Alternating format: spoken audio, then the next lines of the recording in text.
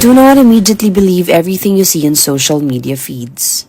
Like this viral post claiming there will be an energy lockdown starting April 20. It even used the logo of the Department of Energy. The post urged the public to prepare power banks, solar equipment, rechargeable fans, and other supplies.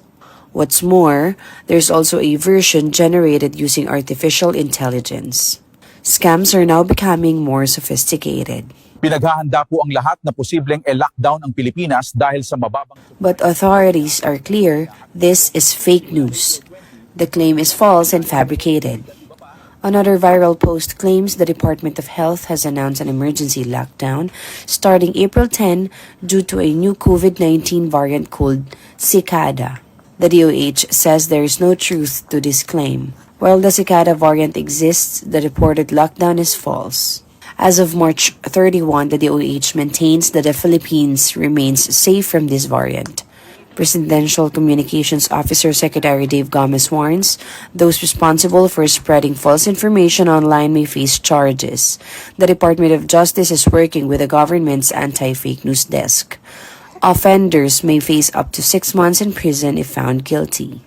The PCO is also urging the public verify information before sharing it. Make sure it comes from official government channels. Authorities warn that those who spread false information online may face charges and possible jail time. Yan po kasi minsan na mahirap sa kapwa nating Pilipino. Alam na natin kung paano nagtatrabaho ang Pangulo at ang administrasyon na ito para masiguro po ang supply ng produktong petrolyo sa ating bansa. Pero meron pa rin talagang pilit na humahatak pababa. Meanwhile, the government assures the public that the country's fuel supply will not run dry.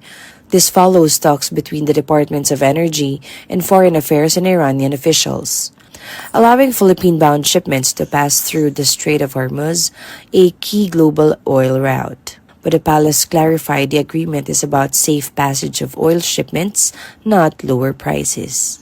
Ito po ay patungkol sa safe passage ng ating Philippine carriage, Philippine-bound na goods, and Philippine crew. So, hindi po pinag-uusapan dito ang halaga. Ang pinag-uusapan po dito ay yung patuloy na supply ng produktong petrolyo sa ating bansa.